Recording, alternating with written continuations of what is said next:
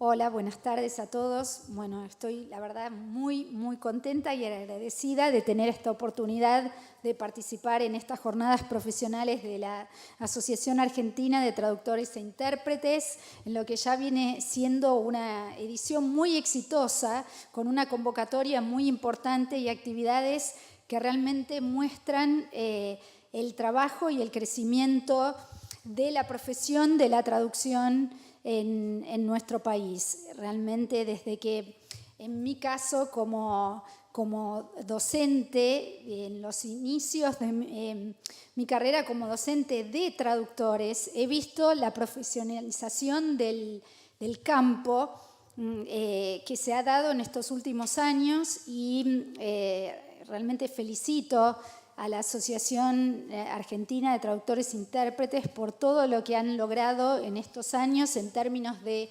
convocar a todos los profesionales de la traducción a seguir perfeccionándose, seguir trabajando para crear vínculos entre los profesionales, los editores, los académicos. Realmente han hecho un trabajo excelente todos estos años y estas jornadas profesionales son testigos de este gran despliegue de actividades y de talento y que se ve fructificado en grandes logros.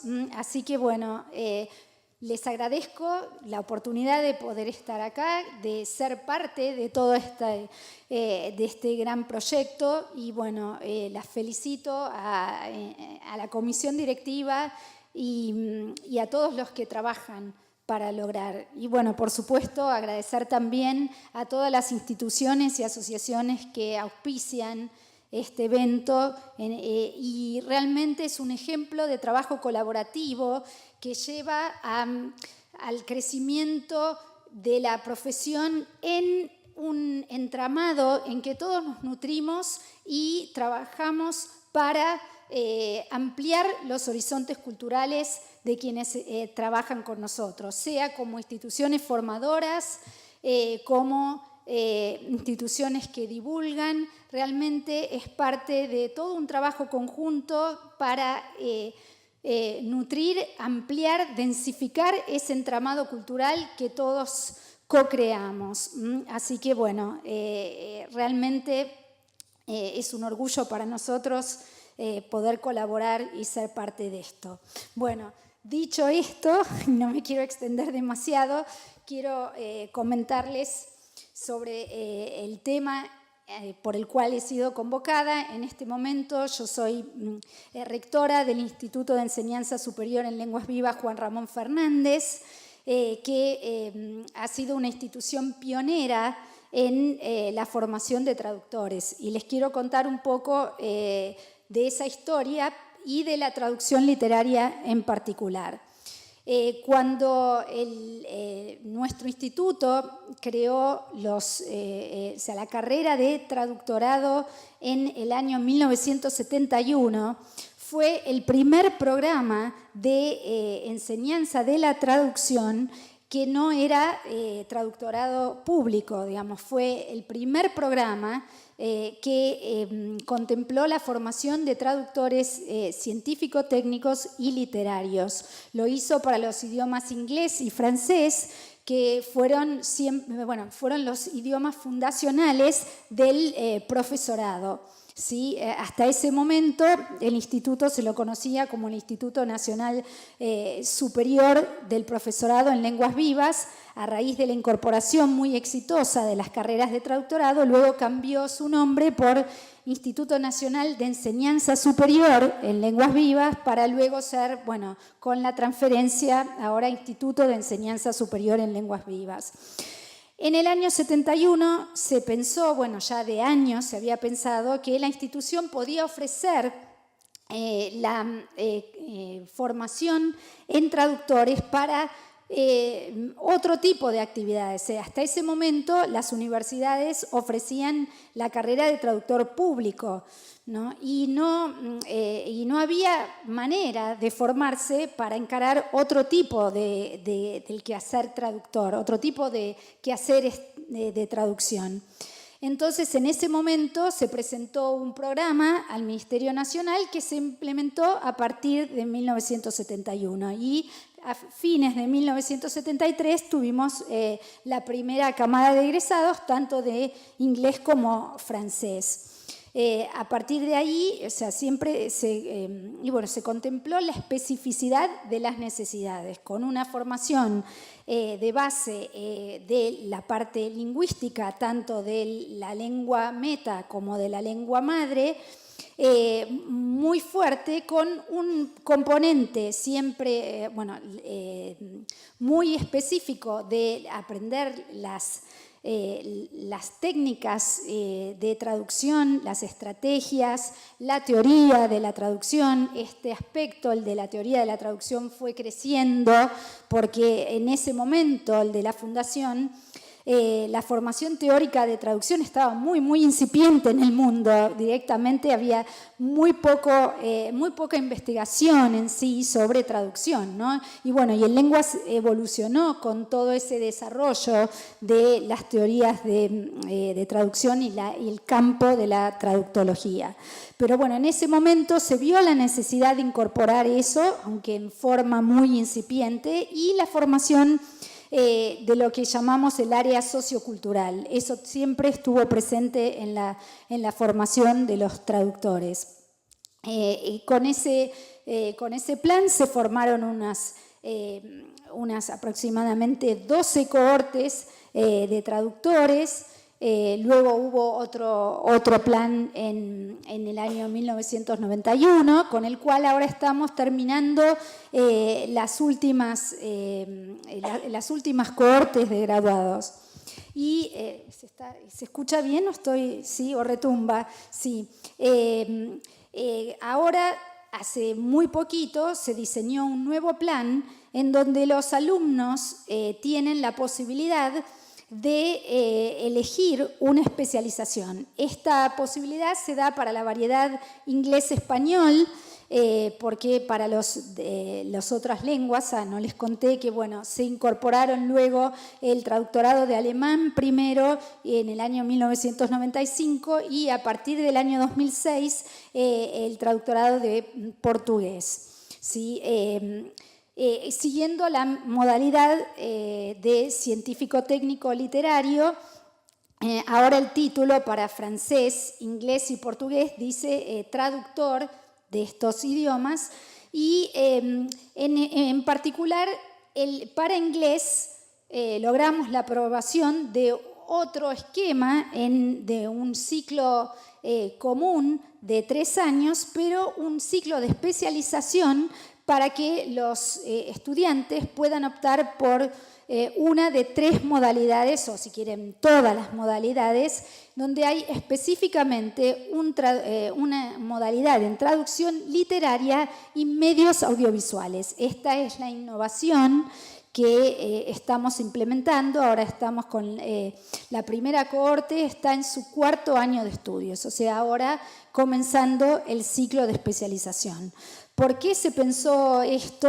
O sea, nos gustaría tenerlo en las 4 lenguas, pero por ahora, por una cuestión de la cantidad de estudiantes que tenemos en las carreras, es posible solo para los estudiantes de la variedad inglés-español. Y se pensó en esto para hacer la formación más específica a las necesidades. Entonces, este traductorado traducción literaria y medios audiovisuales, o traducción científico-técnica o interpretación. Esas son las 3 modalidades que pueden elegir los estudiantes. En particular, la combinación de traducción literaria y medios audiovisuales tiene que ver con desarrollos que se han dado en las últimas décadas en el diálogo constante entre todas las formas de representación, o sea, que con el auge de las tecnologías de los medios. Entonces nos pareció que era una combinación que tenían que poder, o sea, no solo los distintos discursos literarios, sino también los discursos de los medios audiovisuales o discursos multimodales. Entonces, con esa visión se pensó en darle mayor especificidad a esta formación.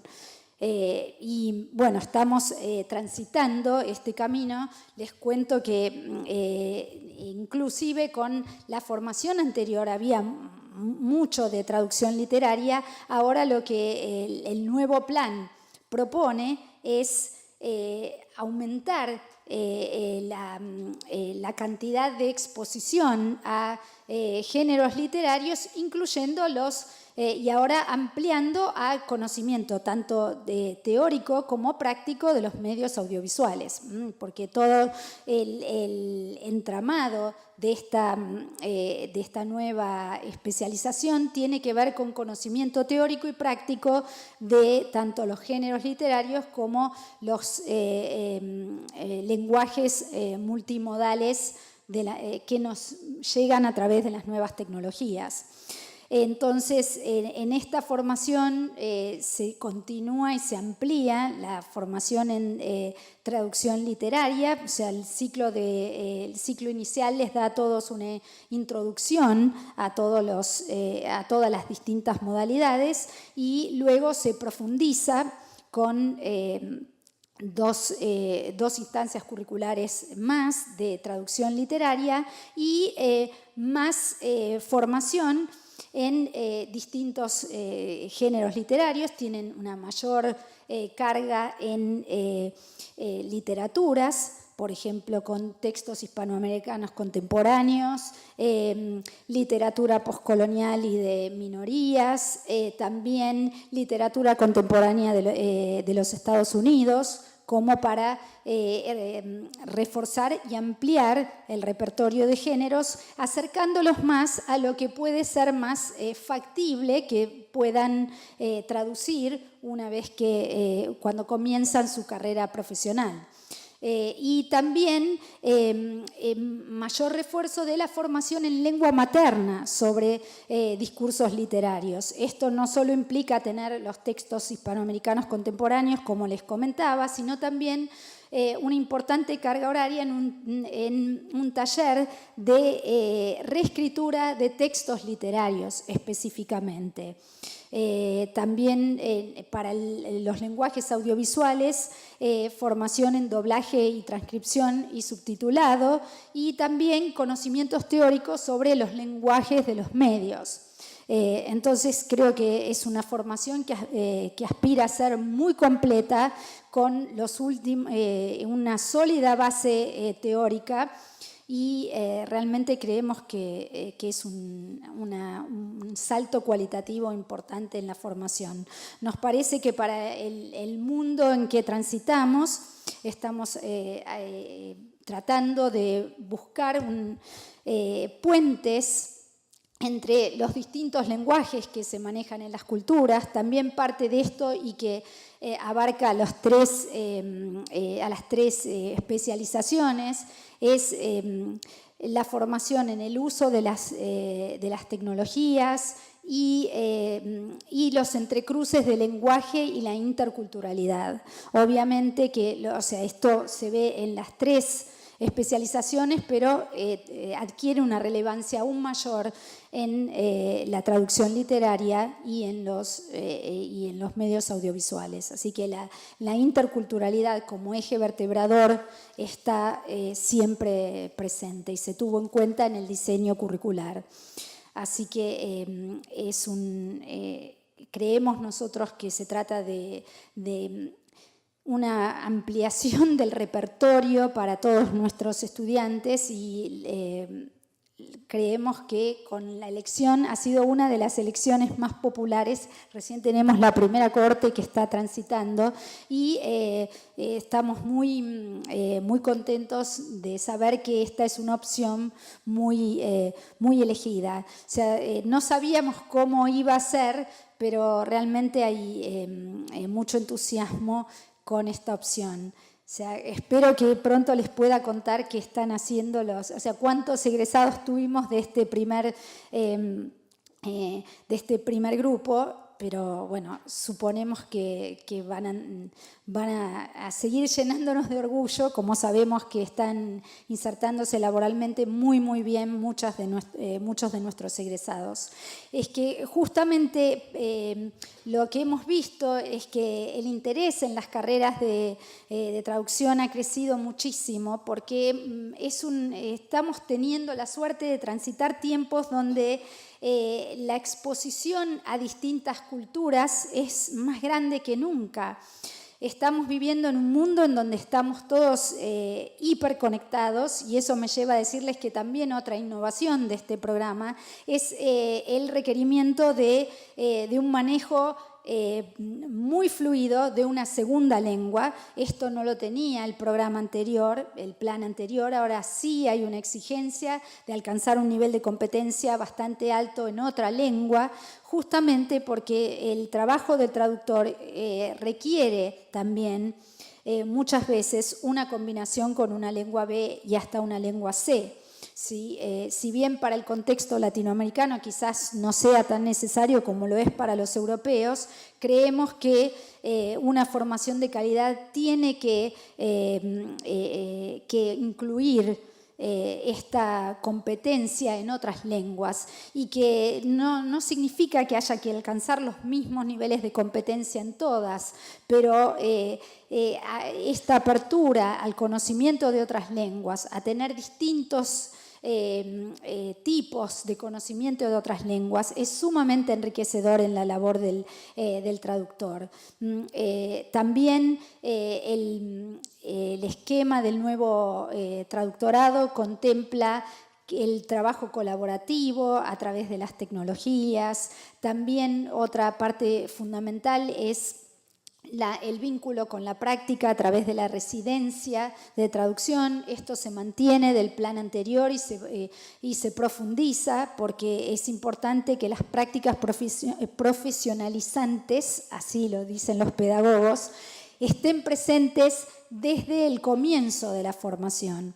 Es sumamente importante, y ese periodo de residencia es donde se despliegan todas las habilidades, se ponen en juego en un vínculo muy especial con el tutor, que es muy importante, y no solo con el tutor, sino también con el solicitante del trabajo de traducción, y es un importante vínculo con el mundo laboral.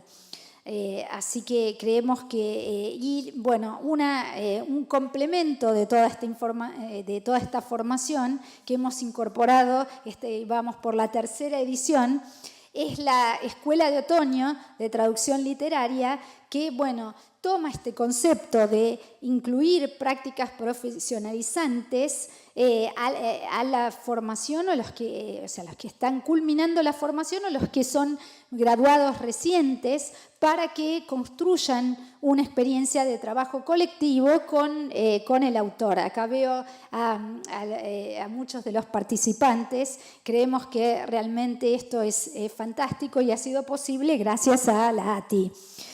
Así que, y creo que el modelo de trabajo que estamos construyendo con la ATI es muy importante desde el punto de vista pedagógico, entre la integración de lo que hace una institución formadora y lo que hacen las asociaciones profesionales. Creo que es un modelo que tenemos que tomar, profundizar, complejizar, extender, porque tiene que ver con los modos de trabajo que tenemos que enseñar y alentar en todas las instituciones. Crear estos vínculos, solidificarlos, porque es lo que va a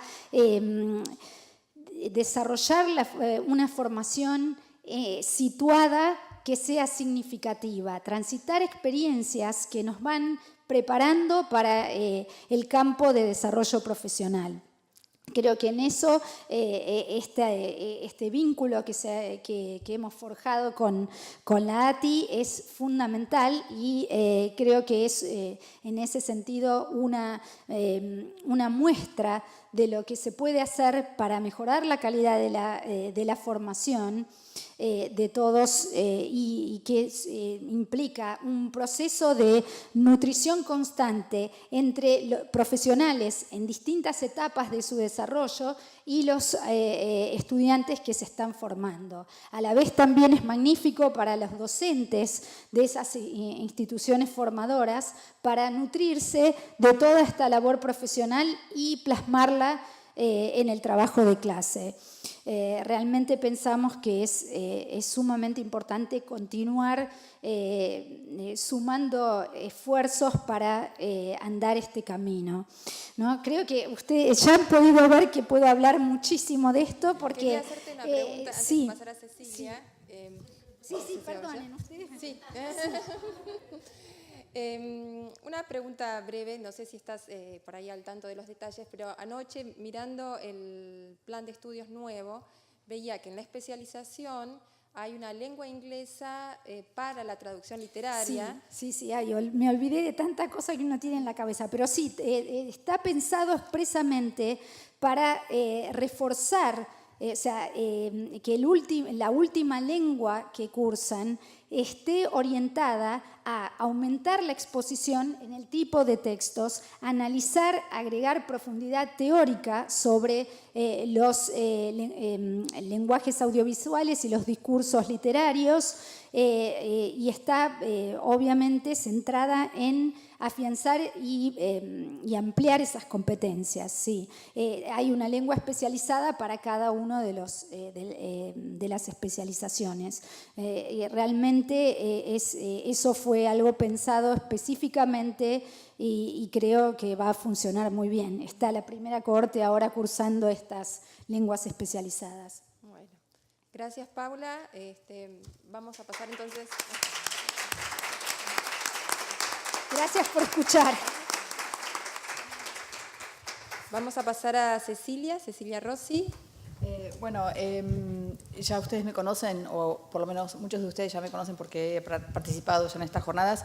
Quiero recalcar que ahora tengo dos sombreros puestos. El primero es como directora del programa de traducción literaria, de la maestría en traducción literaria en la Universidad de East Anglia, y también como partícipe en la producción de este marco de referencia para la educación y el entrenamiento de los traductores literarios, que después les voy a repartir para que todos se lleven. Tengo algunas versiones en inglés y tengo en castellano. Lo que me interesaba rescatar de lo que dijo Paula es este modelo pedagógico, esta colaboración entre los institutos o los institutos de educación superior o universidades y las organizaciones profesionales. Eso creo que cuando vean el marco de referencia y se fijen en quiénes participaron en la producción de este marco de referencia, van a ver justamente que se trata de esta simbiosis, esta colaboración entre los académicos, los traductores literarios y las organizaciones colegiales. Así que eso me parecía muy importante y quería rescatar. También me gustó mucho lo que dijiste, esto de transitar experiencias, esta idea de la trayectoria del traductor literario. Y una de las cosas que dice justamente la introducción de este framework, de este marco de referencia, es que si se pudiera describir la carrera de un traductor literario en una sola palabra, esta sería imprevisible. Y se habla justamente de trayectorias, de que uno puede transitar organizaciones, digamos, instituciones educativas y también puede formarse de una manera más imprevisible y difícil de catalogar. Y los traductores literarios llegan a traducir por varios caminos. Entonces, la idea de este marco de referencia era que es aplicable a todos y que el objetivo, como decía Paula, mejorar la calidad de la formación profesional en las distintas etapas del desarrollo del traductor literario. Exactamente ese objetivo teníamos nosotros en Europa y durante un proyecto de 2 años. Entonces, me gustaría darles un poquito del background, ¿no? de cómo surgió. Petra significa Plataforma Europea para la Traducción Literaria y ya se venían organizando conferencias y reuniones de hace muchos años. Yo la primera reunión de la que tuve conocimiento fue en 2013, cuando nos llegó una carta al Centro Británico para la Traducción Literaria, que funciona en mi universidad y para el cual yo también trabajo, invitando al Centro Británico para la Traducción Literaria a participar de esta conferencia Petra. Y nosotros en su momento dijimos, bueno, ¿nos pagan para ir? Y porque estábamos justamente terminando el periodo de un grant, ¿cómo se dice? De un subsidio, gracias. De un subsidio, entonces teníamos un poco pensando, bueno, no vamos a tener el tiempo ni los fondos para ir a esto, pero nos interesa escuchar más y de qué se trata. Y lo que se hizo en esta conferencia del 2013 justamente es pensar, bueno, queremos hacer algo. Todos estos traductores literarios de Europa dijeron, y algunos basados en universidades, o sea, eran académicos, queremos hacer algo para mejorar justamente el entrenamiento y la educación de los traductores literarios en Europa, porque estamos todos haciendo más o menos lo mismo, pero ninguno sabe lo que hace el otro. Y cuando nos juntamos nos damos cuenta que hay un objetivo común. Entonces, la Dutch Language Union, que sería la Unión del Lenguaje Holandés, ¿no? Decidió trabajó muy duro y presentó un proyecto para pedir un subsidio del Erasmus+, que es este organismo de la Comunidad Europea que tiene que ver con la educación. Y de ahí surgió Petra-E, educación, o sea que tenía que ver con producir un proyecto que tuviera el objetivo como un objetivo educativo. Y bueno, para la sorpresa de todos conseguimos el subsidio y ahí ya el Centro Británico para la Traducción Literaria había sido incluido en el pedido de subsidio. Y eso llevó a que trabajáramos 2 años en este marco de referencia y me gustaría que cuando lo obtengan, lean las notas y también visiten la página de web, porque este marco de referencia está en Internet, está acceso libre y lo más interesante es que con la versión online ustedes pueden hacer clic en determinadas secciones y leer un poco más acerca de lo que se trabajó. Entonces, como les dije, este proyecto de Erasmus Plus duró 2 años, del 2014 al 2016, y lo que tratábamos de hacer es justamente presentar una manera de ayudar a ofrecer a los traductores una manera de pensar un poco sobre sus propias experiencias y trayectorias en el camino hacia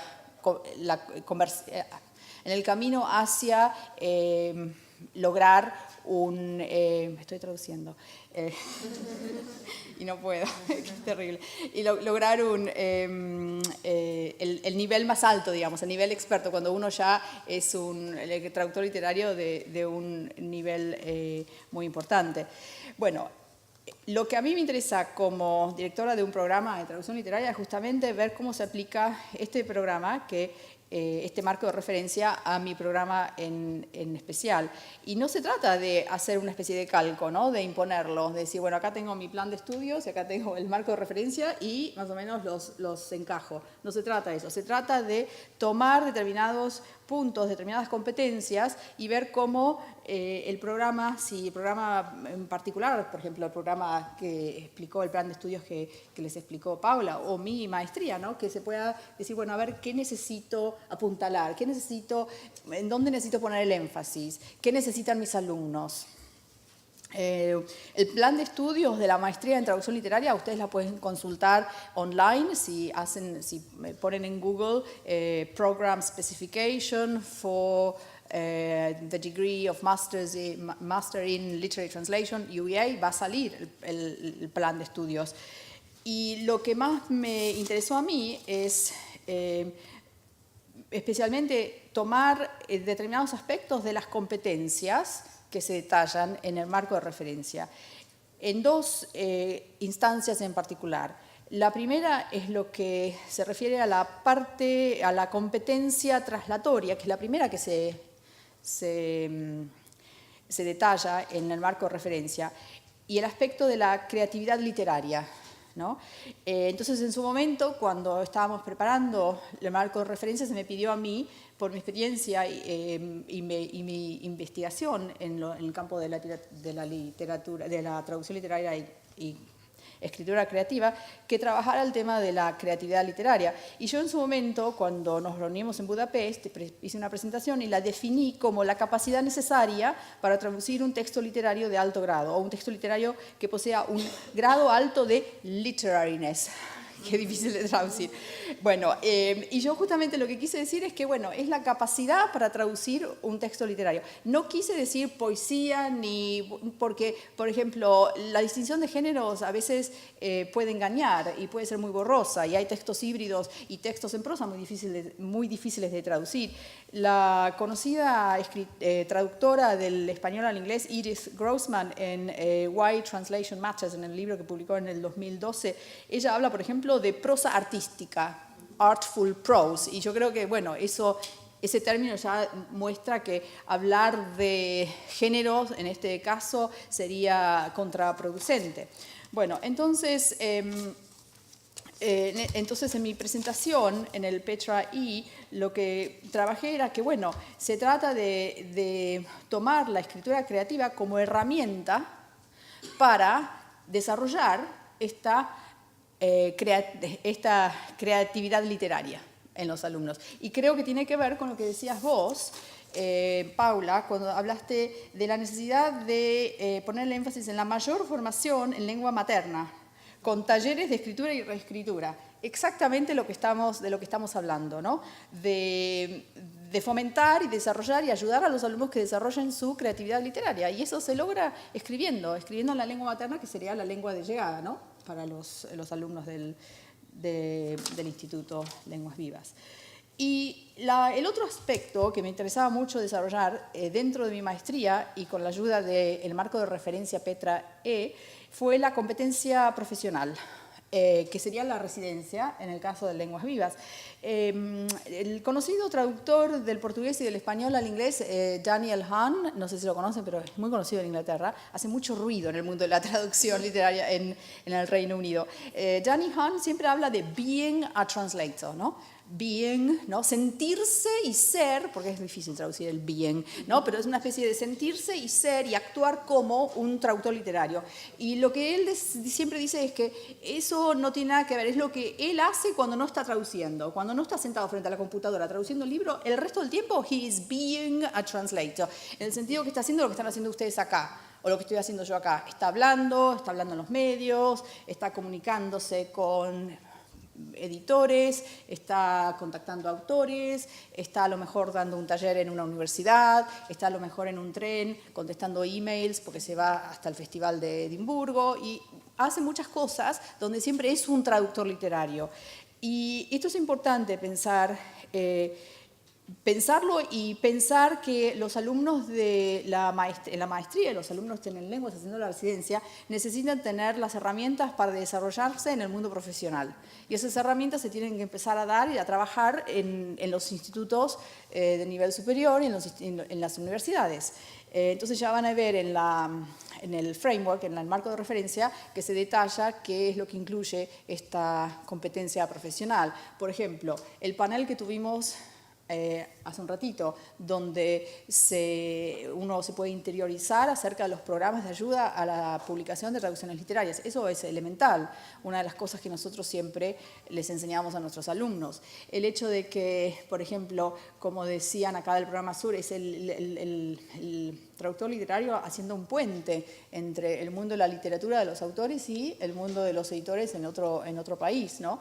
De decir, bueno, nosotros tenemos que hacer este puente, entonces tienen que, por ejemplo, tener la capacidad de escribir un informe sobre un texto, a reader's report, ¿no? Para que los libros que hayan leído puedan conocerse, porque los editores de un determinado país toman literatura extranjera que ellos no pueden leer, libros que no pueden leer. Y una de las cosas que siempre reflexionamos, cuando los chicos escriben un reader's report, le están escribiendo un informe de un texto y se lo dan a un editor que no puede leer el texto original.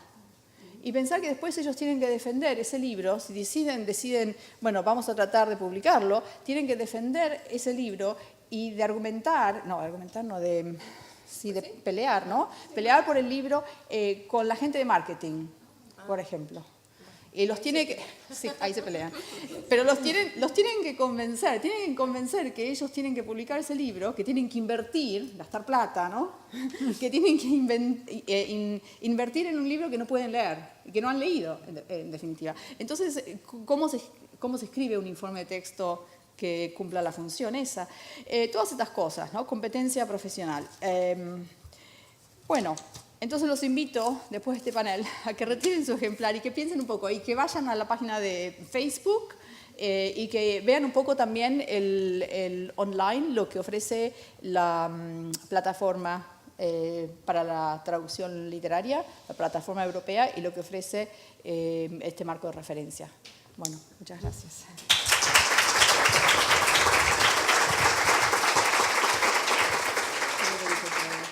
Cecilia, me interesaba preguntarte qué tipo de formación, qué backgrounds, digamos, tienen los alumnos de la maestría en traducción literaria.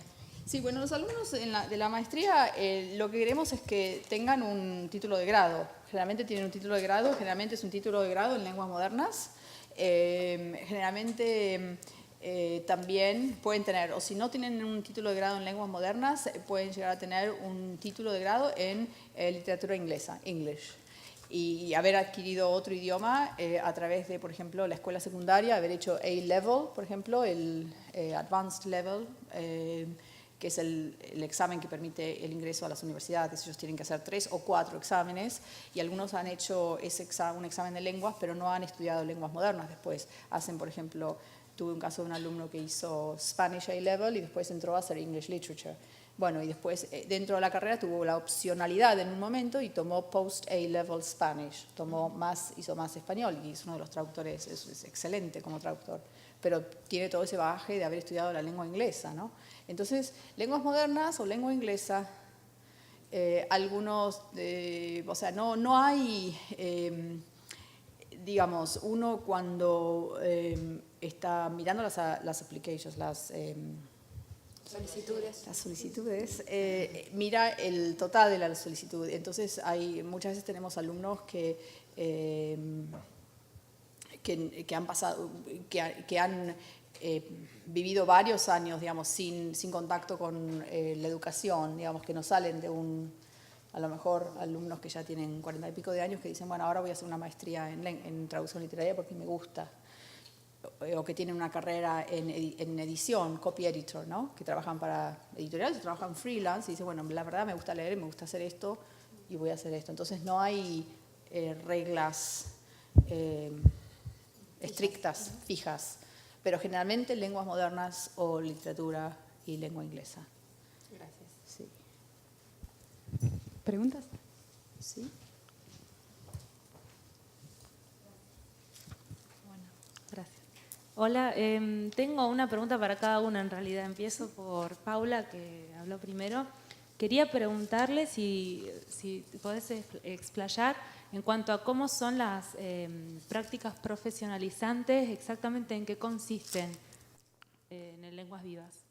Sí, la residencia, que es el último tramo, consiste en tomar un trabajo solicitado por alguna universidad en general. Los principales solicitantes suelen ser profesores universitarios que quieren dar mayor acceso a distintos materiales a sus alumnos, a sus estudiantes. Entonces nos dan material, generalmente ensayos académicos sobre las distintas disciplinas, sobre todo para la científico-técnica, y también crítica literaria en el caso de literatura. Y bueno, en la residencia en traducción literaria muchas veces justamente también el vínculo es con universidades, que es para acercar autores no canónicos de las lenguas, ¿no? Entonces es una oportunidad de acercar autores que están fuera del canon a los estudiantes de literatura de las distintas universidades. Hasta ahora este ha sido el patrón más común. En el caso de la traducción científico-técnica hay una de las cátedras que justamente está con biomedicina y ahí sí toman trabajos también de distintos médicos en institutos de investigación o profesores de la facultad que necesitan traducir este tipo de material. Sí, no tenemos, propiciamos un vínculo con universidades o grupos de investigación que quizás no pueden hacer esto porque, bueno, el mercado editorial no lo ofrece. Entonces es una práctica profesionalizante de trabajo real, pero sí con otro tipo de vínculo. No hay un vínculo comercial involucrado en esto. Así que hasta ahora lo hemos realizado de esta manera. Ahora con el ciclo de especialización nosotros suponemos que vamos a poder ampliar el rango de estas posibilidades de las prácticas profesionalizantes y de hecho estamos construyendo vínculos con organizaciones no gubernamentales, distintas también dependencias ministeriales. En su momento se hicieron trabajos para Cancillería, la idea es retomar este vínculo, pero acercarlo a lo real, pero bueno, como somos una institución pública, lo que, financiada por el Ministerio de Educación del Gobierno de la Ciudad de Buenos Aires, lo que priorizamos es que no sea dentro del circuito comercial, digamos. Eso sí se trata. Ahora lo vamos a introducir en interpretación el año que viene y bueno, la idea es tratar de hacer las prácticas de interpretación en eventos que tengan que ver con algún evento público, básicamente. O sea, estamos ya tendiendo redes para que, el trabajo de los estudiantes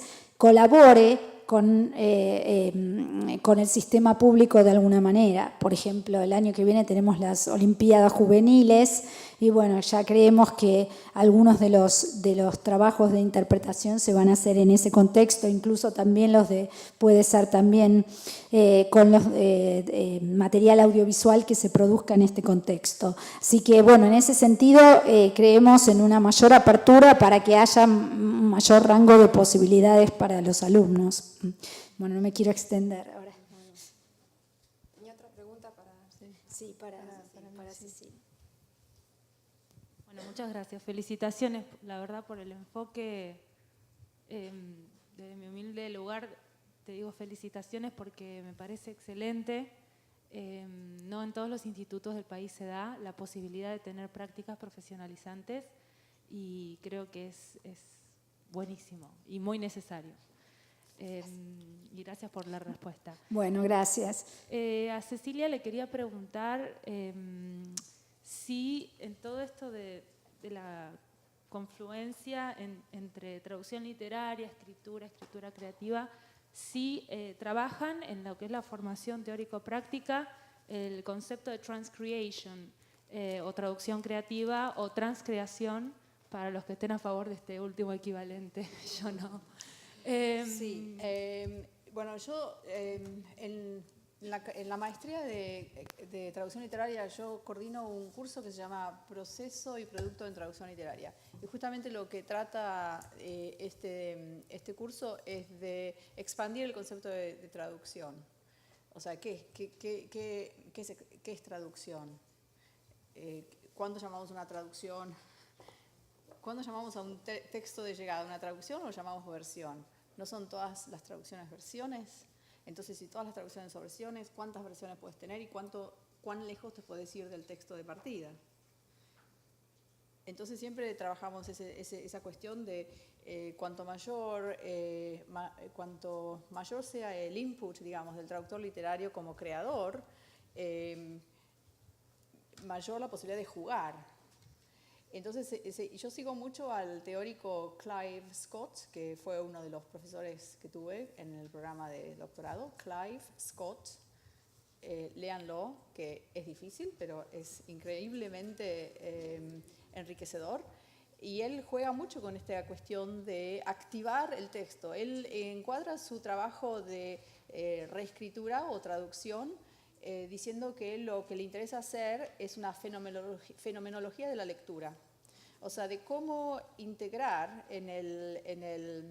cómo integrar el proceso de lectura que se ha dado en el traductor, escritor, reescritor, en el texto de llegada. Cómo se puede manifestar ese proceso, todo lo que fue dándose para que durante el proceso de lectura que él llama un proceso de reactivación o activación del texto. Esta idea la toma de Roland Barthes, ¿no? Totalmente, o sea, él es, como dice, unashamedly post-structuralist, ¿no? Sale de esa corriente y a mí me parece fascinante e intelectualmente estimulante. No es que vas a traducir así para publicar, o sea, o no, o sí, no sé, todo lo que... Yo siempre le digo a mis alumnos, este proceso de transcrear, como decís vos, este proceso de activar el texto, es un proceso que siempre, de alguna manera, lo hacemos. Lo hacemos de una manera más medida, que es esa cosa de dar rienda suelta a la subjetividad y a la creatividad del traductor literario y después volver a tomar las riendas, digamos, y mantener ese proceso bajo control. Es lo que dice Peter Bush en The Writer of Translations, en el libro que mencioné ayer, en ese ensayo, ¿no? De dar rienda suelta y después volver a tomar, a ajustar, digamos. Y eso, si vos tenés en cuenta que tenés un contrato firmado y querés publicar esa traducción y querés que sea una traducción. Ahora, si querés experimentar, también se puede. Yo me refería, en forma más especificar, por ejemplo, la traducción creativa de publicidad. O sea, el término transcreation está muy ligado al mercado, yo trabajo mucho en eso. No tengo idea de eso. Les quería preguntar... O sea, yo pensaba Haroldo de Campo, ya me tiré por otro lado. Así. No, sorry. Como hablaste de la literaturidad y de que, bueno, lo literario, decimos literario, pero aplica por función del texto a tantos textos, ¿no? Totalmente. No son propiamente hechos. Tenés razón. Lo que pasa que en el lenguaje publicitario, nosotros, yo, ni me meto, ni lo tengo pensado. Porque lo nuestro es la literatura, totalmente. Todo esto puede darse en el departamento de al lado, digamos. El departamento de Language and Communication Studies. Pero es importante, porque yo creo que se da en East Anglia una cosa muy interesante, que es que la traducción literaria está con los escritores, Giles, por ejemplo, los escritores y los traductores literarios, estamos en el mismo departamento con los críticos y los críticos creativos. Sí, creative criticism es otro de los términos que sale de East Anglia. Creative criticism. Bueno, por ejemplo, Roland Barthes. El discurso, ¿cómo se dice? Fragmentos de un discurso amoroso. ¿Qué es ese texto? O sea, te estoy dando algo muy, muy emblemático de un determinado tipo de escritura que no podés encasillarlo. Jeff Dyer, por ejemplo, un escritor inglés que a mí me encanta, que juega mucho. Él tiene una biografía, un estudio crítico y biografía, así ya no puedo definirlo, un estudio crítico / biografía de D.H. Lawrence, donde él, Jeff Dyer, donde este autor, donde él habla de no poder escribir un estudio crítico / biografía de D.H. Lawrence. Y juega, y sin embargo te está hablando de su escritura, de su proceso, de su relación con D.H. Lawrence, y te está hablando de Lawrence, through and through, ¿no? Totalmente.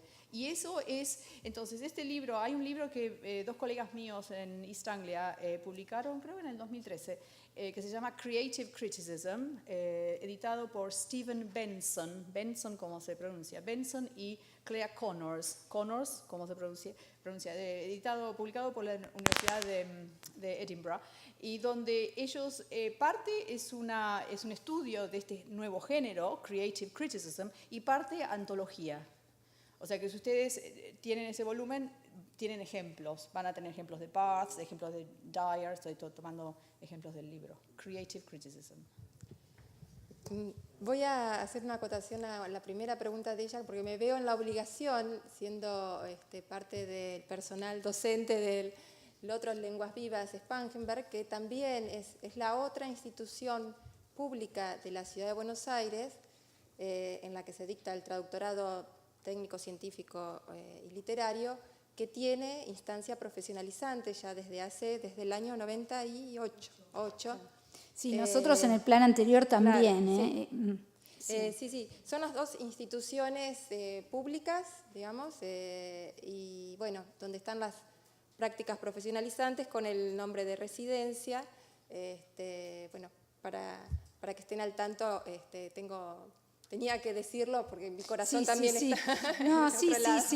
sí. ¿Más preguntas?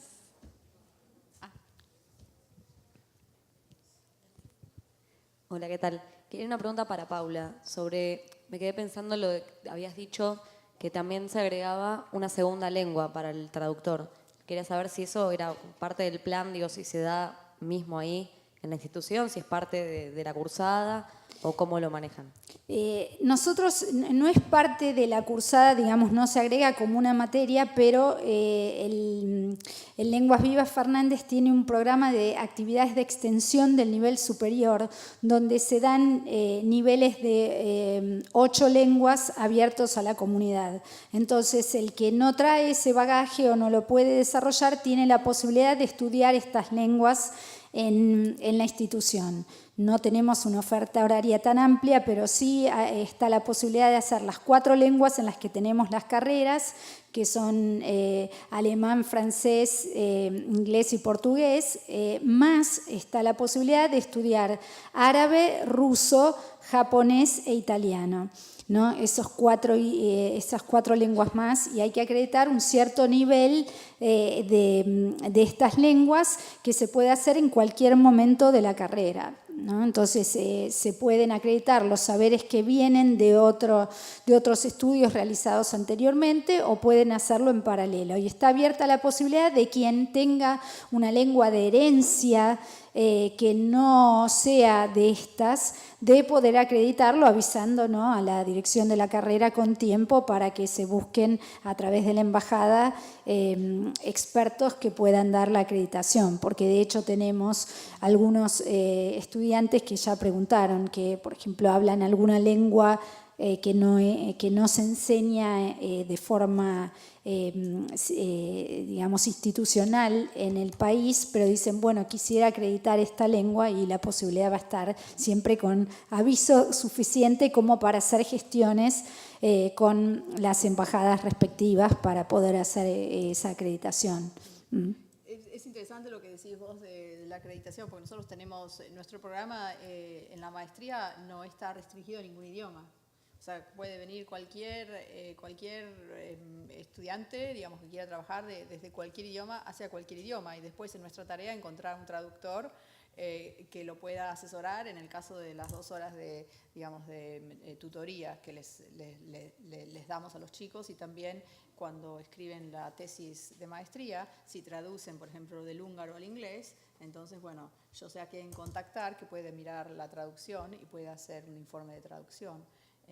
Pero sí, trabajamos siempre con una red de traductores que o han pasado por la universidad, por ejemplo, el traductor John Bartlett, que traduce literatura noruega, Joe Nesbo, por ejemplo, que se vende muchísimo,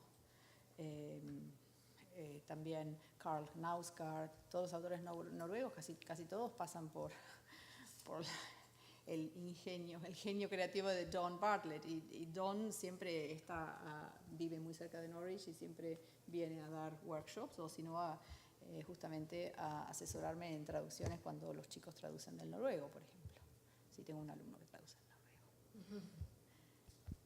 ¿Alguna otra pregunta?